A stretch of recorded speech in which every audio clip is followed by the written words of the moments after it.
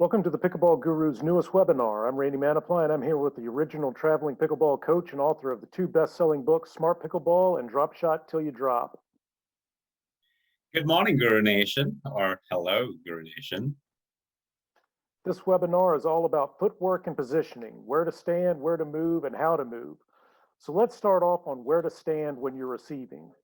Just because I have no idea where an inconsistent server is going, I'll stand pretty far off the tee just to be sure I'm not subjected to a nasty Nelson, which is when the server hits the non-receiver at the line.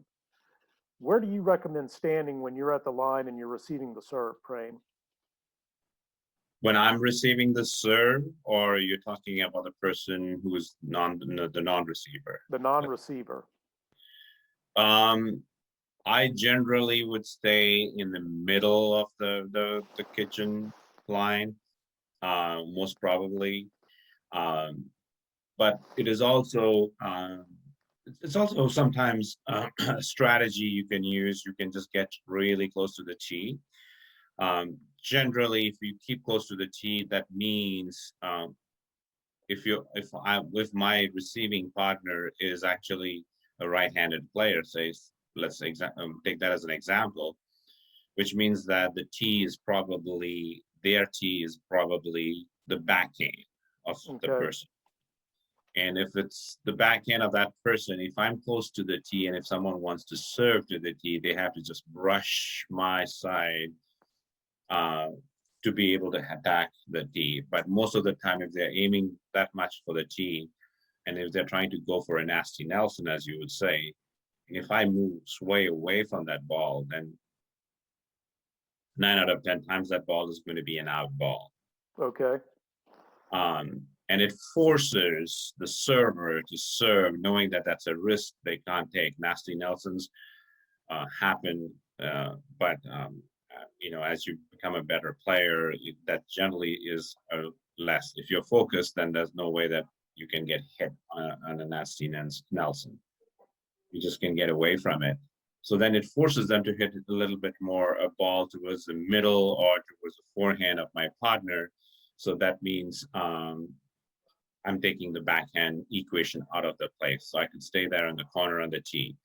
And it's totally legal to do so. In fact, in a recent match, I remember where the water girls, where the mom was receiving the serve and the daughter was basically straddling the kitchen line, both the kitchen line, but she was all the way down, sitting pretty much scouting, like in tennis, where she was all the way down underneath the net and making sure she doesn't hit the ball for a nasty Nelson, which also forces them not to be able to serve something so sharp into the deep net. And then they easily won the point because by the time the return came through and she got out, it was difficult for their opponents to know where to actually aim for the ball because they were worried where and they probably hit it into the net.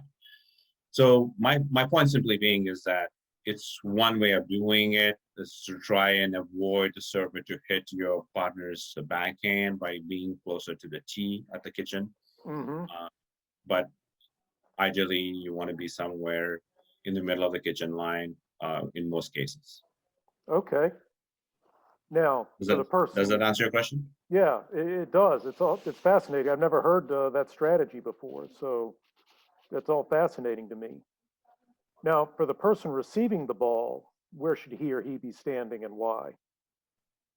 The person who's receiving the serve, I would probably say that it would be better for them if they're on the right-hand side.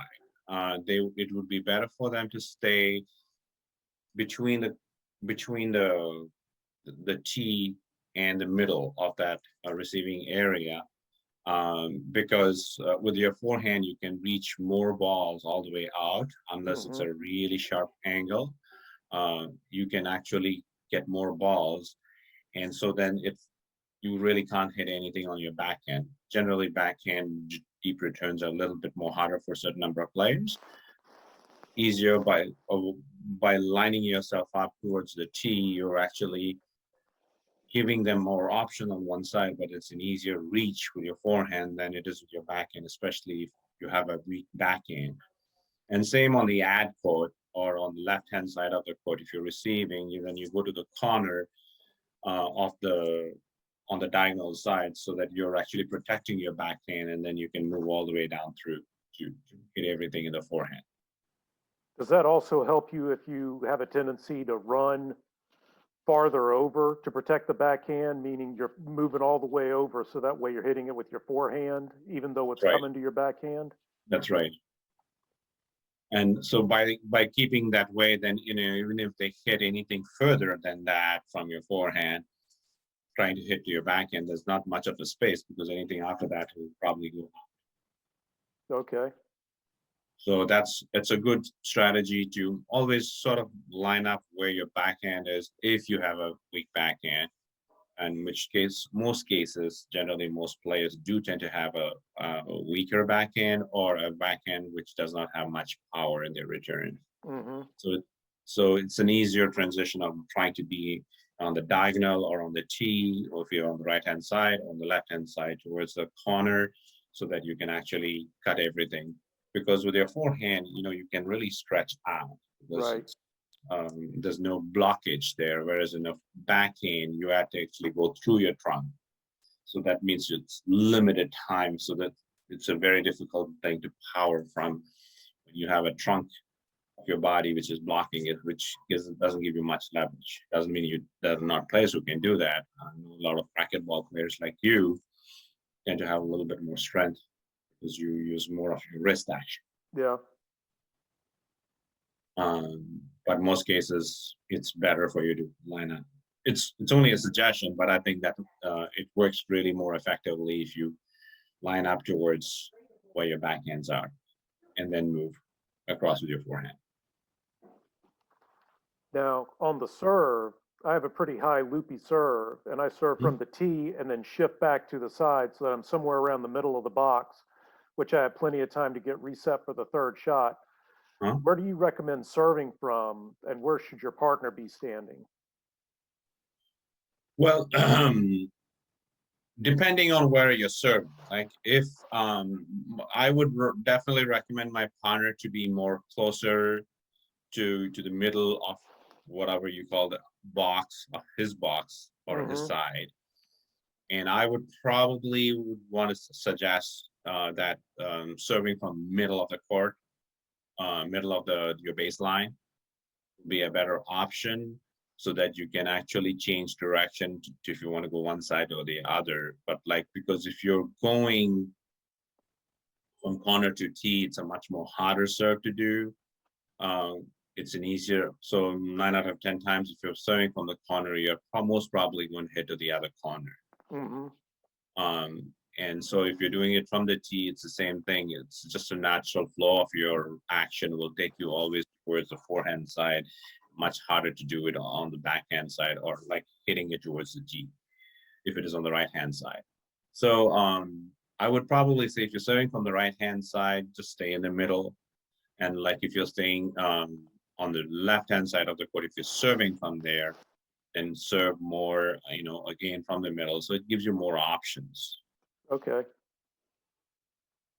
And depending on the weather conditions, you're actually a windy condition. If the wind is on your back, take a few steps back, so that you have still your high loopy action serve without it going deeper, because you'll have the wind which will drift it away. And if it's against the wind, then try to be closer to the baseline, or use the drop serve, which is still on experimental, but can be used. Now, since you talk about standing a little bit behind the kitchen or behind your serving box, when the wind may be behind you, so that way, there reduces the chance of it going out. What about when you're receiving the serve? Because I typically stand back like a foot or two behind the baseline. I take the Simone approach, which means that I can step into it, as opposed to if I'm standing at the baseline and it's a really deep serve, that prevents me from having to back up. Where should you stand relative to the baseline when you're receiving a serve, especially if you have like a hard server? We do have a hard server, like you just said, probably about a foot or two away from the baseline would be Hmm. a good option to move. If it's a hard serve, you can always move into it. Hmm. Um, and generally, you can use that as an option if you want to stay back and then come into the serve, like especially if it's a hard serve, it's a loopy serve, you have more leverage towards it. Um, if you're a little bit more skilled, I would probably suggest you to stay closer to the baseline. If it is a hard serve, it's a much easier return, but the technique and the skill has to go with it. Basically, meaning we work a lot on those in the boot camps, remaining closer, getting your knees down, bending down, and basically shot hopping it or a half volley return for a deep serve, as long as you keep your grip nice and soft so that you can actually return without it going out. Um, because you want to always have the advantage of always moving forward. But having said that, in the initial stages, it's better off for you to be a few feet away from the baseline and then move into it. But ideally, I would really recommend to be closer to the line and try Right. to work your skill sets by bending your knees and being able to return a serve. A hard serve is the most easiest serve to return than and a loopy serve like yours, because space has already been given to you. Right. And at this point, since we talked about the serve and the receiving, um, we should point out what the letters SS and RR stand for. What do SS and RR stand for, Prane? That's a good question. I have to thank my friend Ron Beachy for actually coining this word a long time ago. And SS actually is a reminder for all the people who are in the serving side or the team which serves. So just to have a reminder, especially when you're starting the game and it's all confusing. Um, SS stands for serve and stay. So when you're serving, you stay back because you had to wait for the ball, double bounce rule. Because once the ball comes back to you, you had to stay back. So that's one of the reasons why we have coined that word SNS, which is serve and stay. Serving, when you're serving, you stay back. Um, Whereas R&R stands for return and rush or return and run, either way, Hmm. is like after you return the serve, you're rushing to the kitchen line or running to the kitchen line. Either way, when you return, get to the kitchen line as quickly as possible safely. Oftentimes people just return and then they stay back. That's when all the problem starts. And there are a lot of problems with that. Yeah, I played about 3 hours this morning, and a couple of times my partner, I think he was mainly doing a back to front return, and Uh-huh. he was powering it, but he was getting trapped back there. Um, yeah, yeah, the other team they could obviously see it. That's right. Um, Now on the third shot, assuming that you have both of your uh, receiving teams at the line, they did rush or run up to the line. You'll see a lot of pros on the third shot take off to the line when they see their partner is about to take the ball on the third shot. Now, especially during rec play, you don't recommend this, do you? Don't recommend. The reason behind it is in most cases when you're dealing with pro players, they have practiced hours and hours and hours of dropping the shot where they want. There's also a mutual trust. Most of these players play with their partners for quite an extensive period of time. They know each other's game well. They trust each other's game well. They communicate with each other in ways, um, what they're going to do, like if they're going to drive, if they're going to drop, whatever they're going to do. And so if they're going to drop or drive, there's absolutely no questions asked. They just move forward because they know that their partner's going to drop. So they're creating an extra added pressure to the opponents just seeing one person, moving so fast into the kitchen line. But in rec play, oftentimes when you're dealing with players who are not as skilled or as controlled in terms of drop shots, now there's no judgment about it. We all are in different levels of play at some point, and better players are players who will spend more time practicing and drilling. There's no alternative to it. You just build a lot of muscle memory by doing so. Having said that, in rec play, when your partner is trying to hit a drop shot, I would definitely recommend you to more look at what your partner is about to do, and if he's executing it, and if he's able to drop it. Like the ideal cue would be like halfway point when of the flight of the ball, leaving his paddle. You'll know if it's a deeper ball or a shallower ball for you to make that move to the kitchen line. If it isn't the case, then move gradually. Do your fifth or the seventh drop or the ninth drop to make your way to the kitchen line safely. That's the only suggestion I would make, is to try and move together um, simultaneously as you move to the kitchen line if the drop shot is not as effective on the first one. Does that answer your question? Yeah, it does. Because I'll see a lot of players take off to the line, the partner makes a less than desirable drop, and the ball just gets crushed right at their feet. And obviously, what they should be doing is hanging back with their partner. But one of the things is a lot of people here, they know that they're supposed to get to the kitchen line, so they just assume, okay, my partner's taking the third shot. I'm supposed to get up to the line as fast as possible. So they just take off.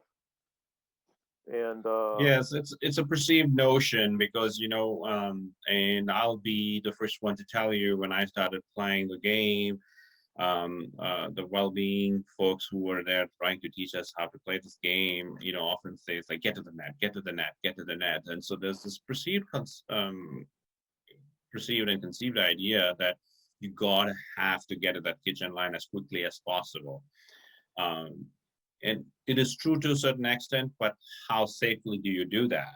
In high level play, players are more in control. They have more techniques and skills already in place for them to be able to do that. But in most other plays, you gotta have to go to the kitchen line. Yes, that's where the game is won and lost. There's no doubt about that. But to be able to do that, then they have to really slowly try and make that way. Either they practice and drill as much as possible to get to that kitchen line safely. And if you don't have it at the initial stages, make your way safely one step at a time. And together as a team, don't move fast just to the kitchen line because someone told you so. now discuss how you recommend advancing to the line on a drop. If it's a great drop shot, how do you know it's a great drop shot? I've explained this a few times in the past, and the ideal way of looking at it is when you're trying to hit a drop shot from your kitchen line, the apex has to be about 6 to 7 feet.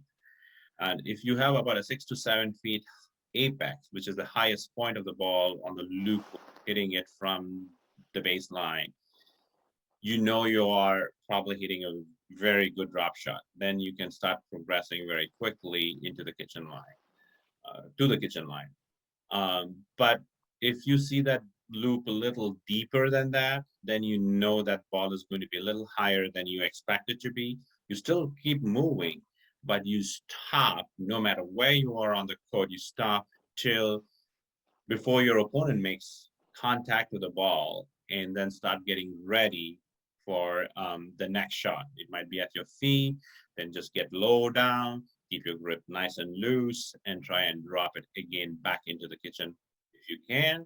And if it's not a great one either, keep moving and stop every time before your opponent makes contact with the ball and get ready for the next ball. And that's how you progress. So it could be the third ball, it could be the fifth ball, it could be the seventh ball, it could be the ninth ball, but make your way slowly but safely to the kitchen line because that's where it's won.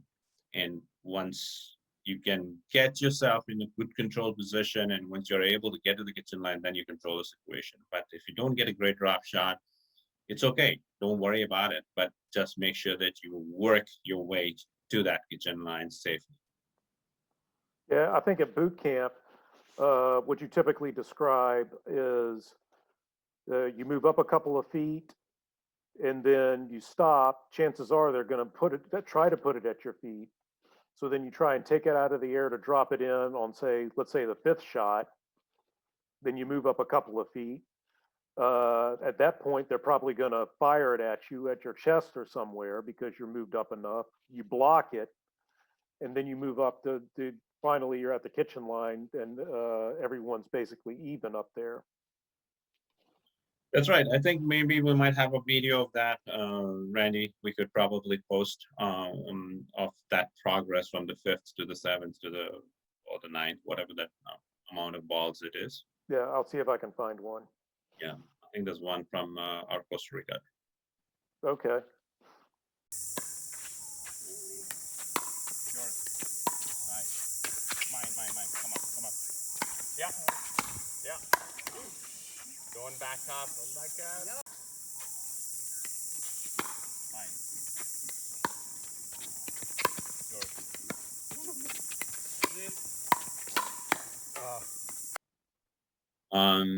And now, just to be clear, you're advising everyone to move a couple of feet into no person's land. That's right. That's the only time I would recommend you to stay anywhere close to the no person's land. Mm-hmm. And I always say that the kitchen line is your promised land, and you've got to have to get through the no person's land or the land of opportunities, Mm-hmm. as some people say. Either way, you've got to have crossed that zone to get to the kitchen line or to the promised land. So make your way safely, but please keep moving forward. And I would quote here my dear friend Dave Weinbach when he says, "Good things happen when you move forward, and bad things happen when you move back." So please do not back up, but start moving forward. Key is to stop, hit, and move. Stop, hit, and move. Do not be on movement while you're hitting a ball. While you do so, that's when you're going to pop up balls and give an easy crushing ball to your opponents. Now, this is a great time to talk about the split step. What exactly is a split step, and how does that help you get through no person's land to the promised land? It's a good question, Randy. Split step is obviously a thing which has been long there before, in tennis. Split step is basically you move a few steps and you basically jump on your ball of your feet and get ready. And you bend your knees and get ready with your paddle up and waiting for that position. So it's basically you. It's like like a hop. You're moving in. You jump in and then get ready. Like you set yourself up in the sense like you split your legs a little bit, get your knees down, and you're waiting with your paddle up, waiting for that. So it's basically it's like a hop coming down and then splitting up your legs. So that's what a split step looks like. And if you watch closely all the pro players, or if you watch even in tennis, it's pretty much natural for us to like jump after every stroke to get ready for the next stroke. Now, tennis players, it comes naturally nowadays because it's been practiced a lot. A lot of other players who don't come from that background might not have the split step in their position, but at least calm down. As I said, like stop before you make move and get ready. Just get ready, meaning, bend your knees and keep your paddle up and be ready for the next shot.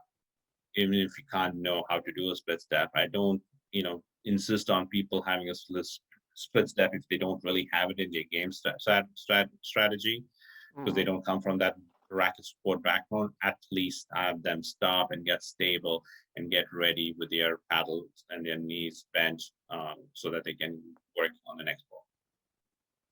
Excellent. And at boot camp, we have a whole session devoted to the drop shot and transition to the line, don't we, Prem? Absolutely, it's a fun session, really. And there's a lot of ha-ha moments during that session when I notice players coming in and trying to drop shot, and then trying to figure out hitting the perfect drop shot, and if they don't, they keep moving towards that promised land, through the fifth or the seventh or the ninth, so that they can make it safely rather than running through the ball. It's a really big revelation for a lot of players who will come down for those drop shots. What I like about this best is the small number. The small number, because you get that more one-on-one attention. There's more interaction with him playing on the court with you and telling you where to be and how to see the strategy and the breakdown of the court. Don't get that in the larger ones. I've been at boot camps where there have been You know, a lot of people, and yeah, they have a lot of different coaches, but they're floating around, and sometimes you're getting help and sometimes you're not. So this was very good. I would tell them to definitely do it. I think it will improve your game. You'll get a lot of individual attention, and I'd do it again. Now, Prem, go ahead and talk about the other sessions of boot camp and how this is the best and most individualized boot camp available. It's not me to brag about it, but having said that, it is definitely very individualized sessions because we do not take more than 8 people in each of these core classes, no more, no less. A lot of the external parts are actually taken care by Randy in terms of logistics, in terms of lunches and other logistics in terms of snacks and refreshments throughout the day. It's 2 sessions every day for 3.5 days. It normally starts on a Friday morning and finishes up on Monday afternoon, or at least morning session on Monday, and then it finishes up on about noon generally. And these sessions are very, very, it's cascading. It really is moving one step at a time. Like, I mean, building blocks, basically, it is what it is. It's we start off with an evaluation session on the first session, basically trying to get to know all the 8 players and how they play and how they match up against each other and each one, so that we can sort of really sort it out, make sure that the players are in the fine group, because it's only two groups. It's going to be 8 players, so it'll be 2 groups. So basically, we try to find people of the equal skill level, and if there are some who are a little higher, we'll try to match up those together with each other. So then once that assessment is done, and the second session, as you said, it was the drop shot session, which we call a drop till you drop. And then on Saturday morning, we generally have what we call being the shark at the net, which is all about your net play, your dinks, your volleys, your putaways, your ready positions. Everything is worked, it's drilled, and your footwork, like we talked about today, everything comes in place in that net play game. And once that is done, in the afternoon session is all about building consistency.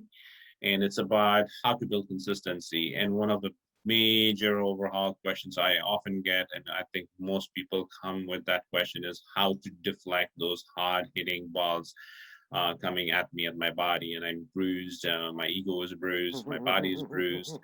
And so we work on a lot of that. We bring out the ball machines. We have those balls just hitting a really, really hard balls at them.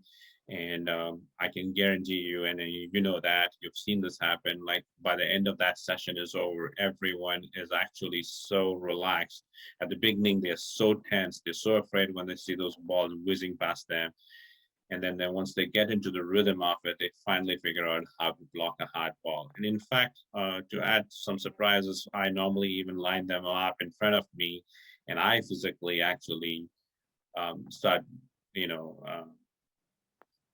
hitting hard balls or zingers, as some of my participants Yeah. would say, at them. You're And the so ball that machine. I become the ball machine, and I basically like give them no, no warning. At the beginning, I will, and then later on, I'll just keep quiet and I'll just move the ball around, and all of a sudden, I'll give them one of those zingers so that they really get ready for everything. And that's a wonderful session after that. And then on Sunday morning, we go out to one of the most loved and appreciated sessions, because it comes all together for them. On Sunday morning, we generally tend to have what we call the Dancing with Your Partner session. Is a session which is all about placement and positioning. It's all about how to play together, how to position yourself, how to communicate with your partners. And we talk all about the strategies around how to play together, how to create holes in your opponent's games, and how to exploit those holes in your opponent's game. So it's a very interesting session, and oftentimes, whatever has happened till that point, the students just, the light bulbs come on and they start understanding how to move together with their partner and how to play the game and strategize and exactly what to position the ball and what outcome they would want. So they have a really, really, very good understanding of that game. And then on Sunday afternoon, one of the sessions which was requested years ago and has been really part of the important parts of the session is the one-on-one sessions with each of those eight participants, which I will have. And this is when I'll start actually working on their individual game plan, because through those 3 days I've been watching them, I've already garnered enough information. So I'll give them a certain number of observations, and we'll work together to try and work on those kinks which they might have had. And I generally also give them a little homework to go back home to, so that they can actually continue working on their game plan. And I normally also guarantee them to, call them back and check in on them when the games are up and running, and to make sure that they're still continuing to do so. So that's part of one of the most important parts of the game, which I normally tend to do. And after that happens, generally the game is, we once we finish with that, and then I think on Monday morning we have a 3-hour session, which is basically playtime. Everything now they have taken in for the 3 days are all now added into their thing, from their drop shots to their ding play to how to play together as a team and strategize and communicate with their partners. And this is when they just have fun. It's sort of like a live commentary of how their game flows. I normally stop, and whenever it is needed, to explain to them or ask them why they did what they did, and so that they have a clear understanding of how the game is played. And it's generally a most fun session also. So that's pretty much the boot camp experience. Did I forget anything else, Randy? You did, because other things you get at boot camp include a t-shirt, Prame's book, access to the Drop Shot Masterclass, a pretty nifty pickleball bag that's chock full with lots of goodies. You get, I think you did mention that they get a catered lunch on Friday, Saturday, and Sunday. And then every day, Friday through Monday, we provide fresh fruit, snacks, water, and sports drinks throughout each day. We advertise a minimum of 15 hours of coaching, but it typically runs 20 plus for those that want it. I think at Richmond, you were running, I think one night you had to leave at 6, but the other nights you were there till like 7 o'clock or something like that for most of the nights. 8:30, I think. 8:30 was one of the nights. That was probably Sunday night, yeah. Yeah, it's because there's a really lot of passion. There are a lot of people who are so dedicated to really improving the game, and I'm there. I will be there as long as they want me to be there in terms of playing. So I don't kick them out just because the session is over. If they want to continue playing or understanding some parts of the games, we'll continue working on it. As long as they are enthusiastic, I am enthusiastic as well. Now, we're sold out at Charlotte and Tucson 1, so the next available boot camp is Denver in December. Then there's Sacramento in December? October. Is it in Denver in December? September. I'm sorry, you said December, so I'm. Apologies. Denver in September. Then there's Sacramento in October, Tucson 2 at the end of October, and I've already got my costume ready since it occurs over Halloween. We have an international trip. Turks and Caicos in December, and then there's 3 Florida boot camps in January and February. And then we're back in Richmond in May. As an aside, Richmond typically sells out early, so if you're thinking long range, you may want to get a jump on it now. And we, of course, have a special going on for stateside boot camps. Use coupon code webinar for $500 off. Plus, if you're coming with a partner, we normally give an extra $100 off for each person. But if you respond by Tuesday, we'll give an extra $150 off per person, a savings of $650 per person. To access this offer, just shoot me an email at randy@thepickleballguru.com or give me a call on 703-459-0001, and I'll hook you up, and I'll also have a link to our bootcamp page below the video. Well, today funny that I got stopped by 3 strangers for about 20 minutes. And I keep telling them I have to go to the bathroom, but they want to know about it. And they said they've been watching, and I told them that if they really enjoy pickleball and they want to be better, and I also expressed to them that I have joined other clinics, but this is the one clinic that I feel that I am going to improve and really going to step up to the next level. If you can't make a boot camp but still want to be coached up, please consider a clinic where you can learn how to win the point on the first 3 shots, or Boot Camp Express, all the thrills but none of the frills of boot camp. I'll have links to those below also. Now, back to the program. Before we get into footwork and positioning, I think it's a good time to talk about the alleys because these will dictate your position. Prem, talk about how the court is divided into 3 alleys instead of 2 halves. Well, typically, there's a lot of confusion or a lot of misunderstanding about courts, and a lot of players tend to think of courts divided into 2 halves because of the lines which dictate positioning, which is absolutely not accurate statement. It is, yes, that's how the courts are designed, but in terms of how you protect a ball, you're always, as a team, you're always going to protect 2/3. When I mean 2/3, how does that work? So you actually cut the court into 3 sections. One alley is one of the sidelines, the middle is one alley, and then the other sideline is a 3rd alley. So it's by thirds, and you as a team are going to cover 2/3, and which 2/3 is only determined by where the ball is. Like if the ball is in one alley, let's say it's on the right-hand side of the court in the alley, that means you as a team will be covering, one of your partner will be covering, let's say one of the players will be covering the alley on their side, and one of the other partner will be covering the middle alley, leaving the other alley open because that's a low percentage shot. So you're always covering 2/3 and leaving 1/3 open, and that is determined by where the ball is. So you're pretty much covering always 2/3 and leaving 1/3 open. So you And can't that is all determined by the ball. So you can't just stand in the middle of the box and assume that this is my side of the court and that's your side. Absolutely not. And that, I know that's a pretty common commentary we always get. That's your ball because it's on your side. Mm-hmm. Doesn't always have to be.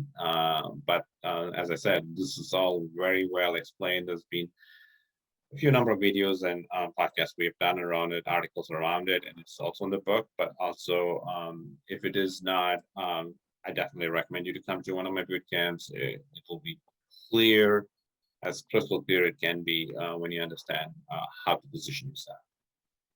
So if the ball dictates your position, like you just said on the court, does that mean you should be shifted over to the correct alley no matter what point of the game you're in? For example, you're in the left or the ad court, you make a 3rd shot drop to your opponent's backhand in your far right alley. Should your partner shift over to cover that right alley and you shift over to cover that middle 3rd? Even Absolutely. though you're basically both at the baseline? Pretty much, yes. That's very much what you would try to do. So, you're always covering 2/3 and 1/3. And that can be reversed in only one occasion. It's if it's an overhead shot, but I think we will reserve that for a different conversation. The 2/3, 1/3 will still apply on the overhead, but in a completely reversed position. But that is a different topic. For most of the other rest part of the game, I think 2/3, 1/3 rule applies depending where the ball is. And how close should you be from your partner at all times? I would definitely recommend you to be about 6 to 7 feet away from each other, maximum. So you can keep your social distancing. Yeah, there you go. Now we're going to cut to a quick video of you showing off your footwork. In this video, you hang back for the 3rd shot. You watch your partner take it. You see that's a decent drop, so you move forward just a bit. Right before your opponent strikes the ball, you stop so that you're in position and ready for the 5th shot. You make a drop to the kitchen, advance to the line. And this is all part of the transition game, advancing to the line to take away the advantage of the receiving team.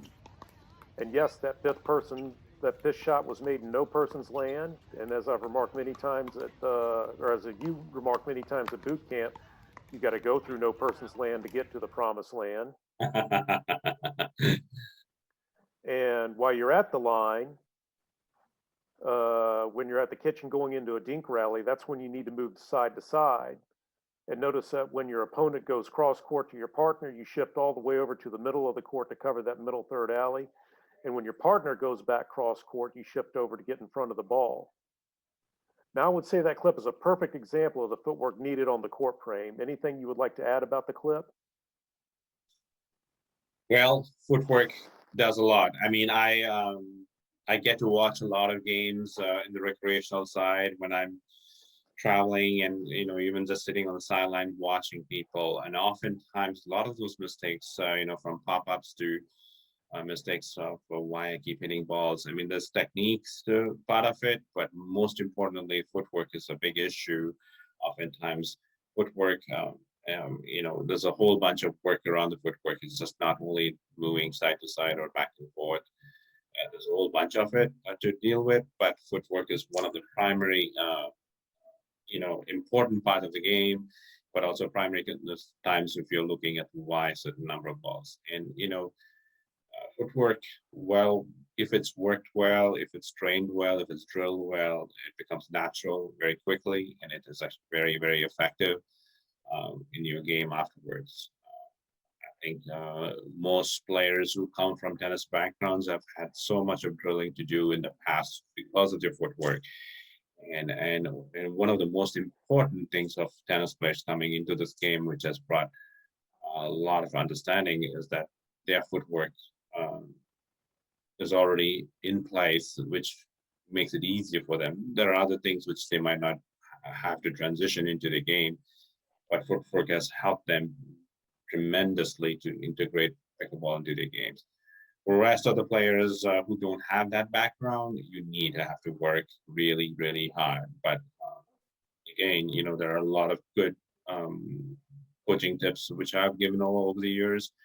But also, if you want to come to a boot camp and you choose to do so, you can join us in one of those.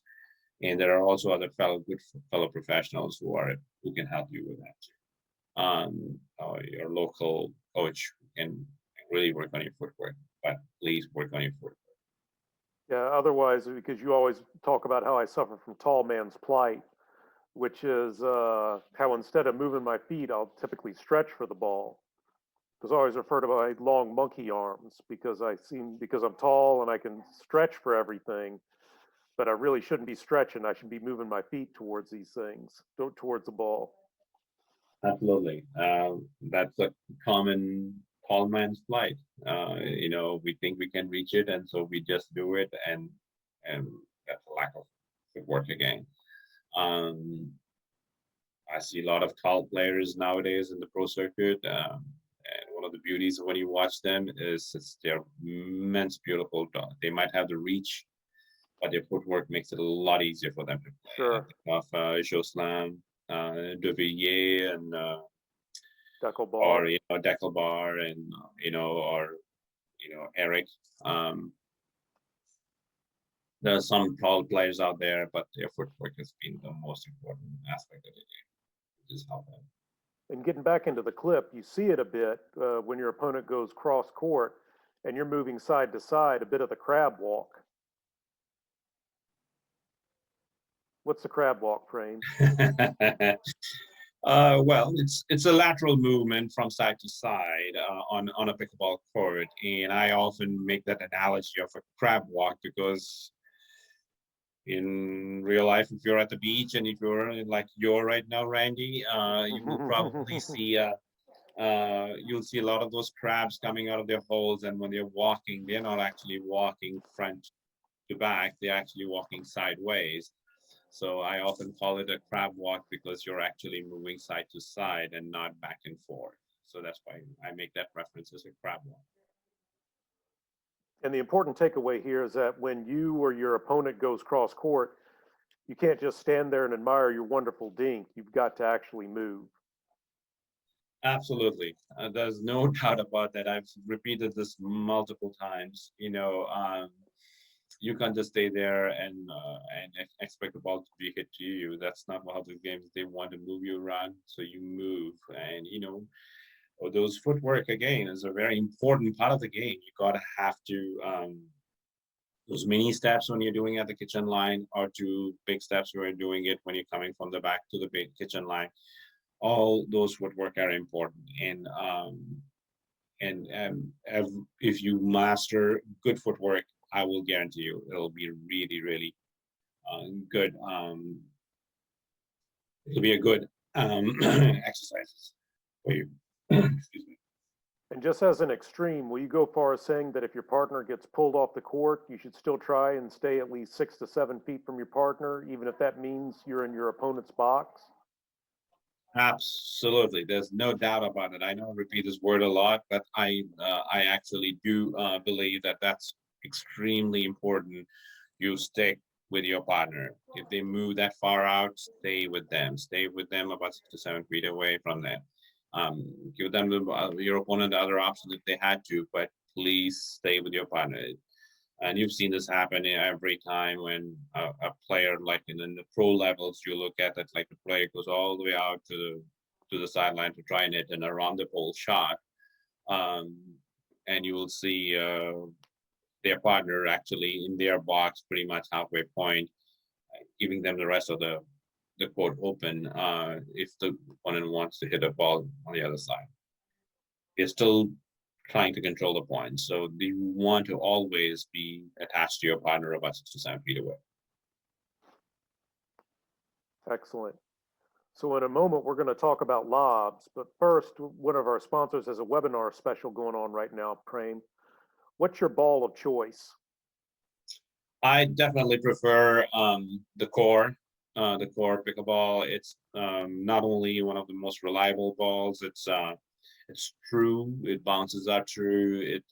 It's very reliable, extremely reliable under different weather conditions. It doesn't get really soft and mushy in hot condition. It doesn't really get really brittle in cold conditions. Some of the competitors tend to have some of these balls which crack very quickly, sometimes in a winter condition. So some of the competitor balls will just, they'll say, oh, we just played, 2 games and we already broke 5 balls. And this ball seems to have shown really extreme good durability in terms of the consistency. Doesn't change shape. Some of your competitors tend to be wobbly and go out of shape. This one stays true to it. Overall, it's a very good, very, very good ball. I really recommend it. And it's also very affordable compared to the rest of the competitors. The competitor balls, some of them, if I had to rank it between Eurofast and Franklin X40, I would probably say Core is in between those two. It has the solidity of a Eurofast when it is durable, and then it does have the true bounce of a Franklin. And so both those balls in between that is Core, and I think it's really becoming a very good alternate ball to and I think we'll probably see more and more of it in competitive levels too. It's an extremely very well-rounded ball, and it's very affordable, and for a lot of recreational players, it's probably the best choice. Yeah, they have a pretty neat origin story. I was talking to the guy that founded it, and in 2019, they were playing in colder weather, and lots of balls were cracking. And they noticed that the trash can was just like overflowing with pickleballs. And so they called a family friend who knew about plastics, who advised what to do. They found a manufacturer, and Core was formed. And what they produced was a ball that keeps its shape and doesn't crack. The formulation and plastic are different. The polyurethane powder is different and softer, and the heating and molding is a bit different than other pickleballs. If you go to Pickleball Central, you can check out all the reviews for it. They have tons of positive reviews, and even Pickleball Central's internal testing that they've done said the Core outdoor pickleballs are amongst the most durable pickleballs they've ever tested in their lab. You can certainly buy the balls from Pickleball Central, but if you buy from Core directly and use coupon code GURU15, you'll get an extra 15% off, which they're already a good value because they're going to last a long time. But now you get an extra 15% off. And we'll have a link. That's wonderful. That's wonderful, really does. And I definitely like it's up and coming company, and I like the founder, the family. They have a really good story, and outside that, it's actually a really good quality ball. And I'm very, very careful about endorsing products. And when I do endorse products, I do believe that I want to see those products as most important products they could have. And we'll have a link to Core's page down below, and we'll also have a link to our gear page where you can find other products like a Smart Pickleball t-shirt, the Slam Master training tool, the Guru's signature paddle, and Jigsaw's pickleball cocktail. Be sure to note the applicable coupon codes for savings. Now, finally, let's talk about everyone's favorite subject. Let's talk about lobs. Talk about how you handle lobs, Prem. Good question. I just let it go. Because seriously, you have to have pretty good footwork to take care of a lob. As I said, I would just let it go.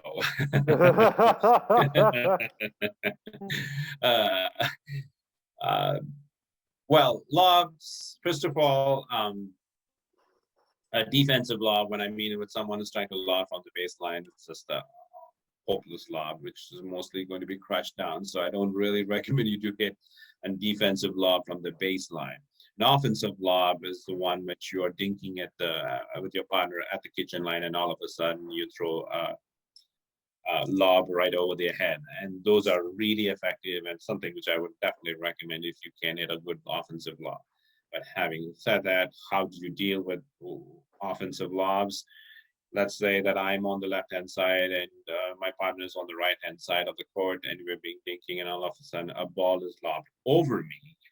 Automatically, I will call my partner to pick up that ball. Simply, the reason being behind it is simply that from the moment the ball left the paddle, I only have access or visual access to that ball just till it goes past over my head, or at least just over my head. And after that, I don't have any more visual impact till I turn around and go around to wait for the ball to bounce. Whereas my partner has actually the clear view right from the get-go. And so when that happens, my partner is going to go and pick up the ball no matter what positioning we are. And I would move to the other side so that he or she can pick up the ball and drop it back. And then if it is not a great return, then we would just retreat a little bit back and then come back in to the kitchen line. But ideally, we want to try and hit a drop shot. We have it. So the lob part is definitely something which, if it's an offensive lob, I would definitely do the crisscross, which basically means like it's lobbed over me, my partner goes and takes it. If it's lobbed over my partner, I go and take it while my partner switches position with me wherever I was positioned. Does it answer your question?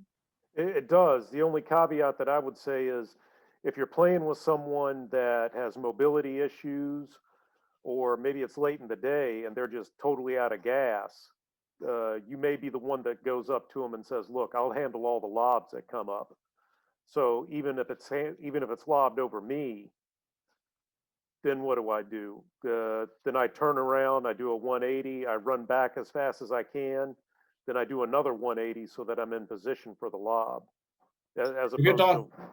If you're talking about recreational play, I would probably say, like as I said right at the beginning of this conversation, I would say let it go.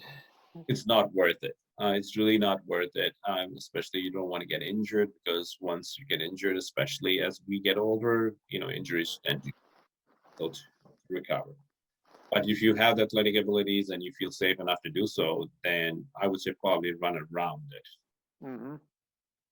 Turn around and just run around the ball and then wait for that ball to bounce so that you can take it.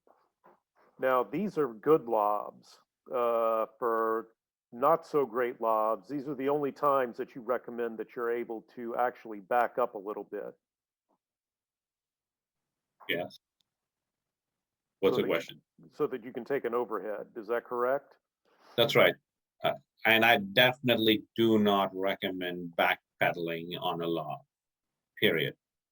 And, it's not the most advantageous, because people can fall when backpedaling, and it doesn't matter how old you are and how young you are.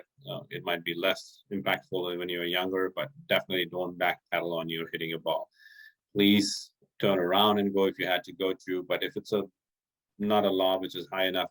If you were to step back, like if you are stepping back 1 or 2 feet back without actually like retreating all the way down, you're hitting your overhead, that's which you can reach, great. Otherwise, don't.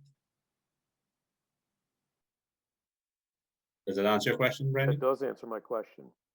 I think that's it. Is there anything else you'd like to add about footwork and positioning, Prem? Nothing else. Go really work on your footwork. I guarantee you, you will do a lot better with that. And so if you don't, please, I definitely recommend you to look into getting into some coaching training, because we can't see everything we can't see. You definitely need a true professional to look into your game. And I'm not saying that I'm the only one out there. There is a lot of other good teaching professionals who can help you also out in your local scene if you do have to. But please do work on your footwork, and it will immensely improve your game and multifold every part of your game. But if you do have a chance to do so and come to one of my trainings, please do so, especially the boot camps or the boot camp expresses. This will be a really good eye opener onto your game. And we spend an enormous amount of time not only drilling, but getting into those part of your games in place so that you are actually ready by the time you leave those camps. Excellent.